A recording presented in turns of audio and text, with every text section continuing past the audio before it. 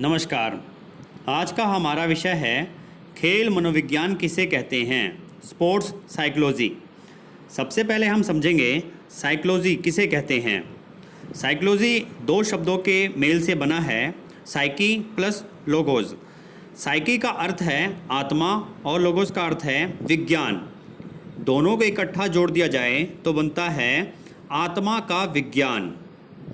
सबसे पहले जब साइकोलॉजी बनाई गई तो इसका यही अर्थ निकाला गया, परंतु आत्मा का कोई स्थिर स्वरूप व आकार नहीं होता, इसलिए इसको बाद में नकार दिया गया। बाद में साइकोलॉजी को मस्तिष्क का विज्ञान माना गया, साइंस ऑफ माइंड। बाद में इसे भी नकार दिया गया। इसके बाद चेतना का विज्ञान माना गया, चेतना का विज्ञान भी नकार दिया गया। अब वर्तमान में मनोविज्ञान को व्यवहार का विज्ञान माना जाता है। साइकोलॉजी व्यक्ति के व्यवहार का अध्ययन है। तो इस प्रकार से समझ सकते हैं कि वर्तमान समय में साइकोलॉजी का अर्थ व्यक्ति के व्यवहार का अध्ययन करना ही साइकोलॉजी है। अब आती है स्पोर्ट्स साइकोलॉजी। मनोविज्ञान ऐसा विषय है जिसमें मानव के व्यवहार का अध्ययन करके मस्तिष्क की स्थिति का पता लगाया जाता है। और शारीरिक शिक्षा में शारीरिक गतिविधियों के द्वारा मानव के विचारों तथा व्यवहार में श्रेष्ठता लाने का प्रयास किया जाता है। अब दोनों को जोड़ दिया जाए, स्पोर्ट्स प्लस साइकोलॉजी, तो मानव के मस्तिष्क की स्थिति को समझते हुए शारीरिक गतिविधियों को करने से मानव के विचारों एवं व्यवहार में श्रेष्ठता लाने में सरलता होती है। इसलिए हमें स्पोर्ट्स साइकोलॉजी की आवश्यकता महसूस की गई खेलों के अंदर।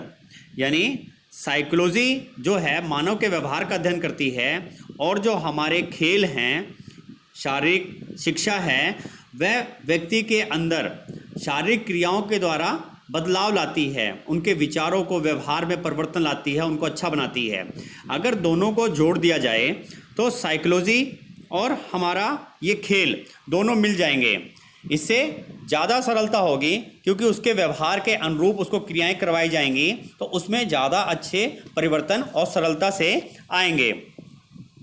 स्पोर्ट्स साइकोलॉजी का अर्थ अगर सामान्य रूप से समझा जाए तो खेलों में मनोविज्ञान के सिद्धांतों को अपनाना व लागू करना ही स्पोर्ट्स साइकोलॉजी है। यह हम समझ सकते हैं, इसका मतलब यह होता है, ये सामान्य शब्दों में है।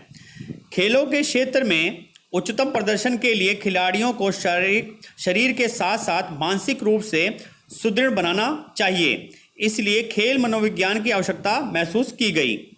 किसी खेल प्रतियोगिता के आरंभ होने से पहले खेलों की तैयारी पर चर्चा की जाती है, और खेल प्रतियोगिता के बाद मनोवैज्ञानिक दबाव, मनोवैज्ञानिक तैयारी, मनोवैज्ञानिक अनुकूलन पर चर्चा जरूर की जाती है कि जब हम खेल रहे थे उस समय खिलाड़ियों की मनोदशा यानी उनके मन की दशा, मनोवैज्ञानिक स्थिति क्या थी।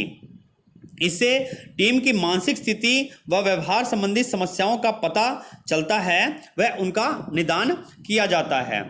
आज के समय में हम देखते हैं कि जब भी कोई टीम खेलने के लिए जाती है तो उसके साथ एक मनोवैज्ञानिक जरूर होता है, जो खिलाड़ियों की मनोदशा पर जरूर चर्चा करता रहता है, उनको समझता रहता है।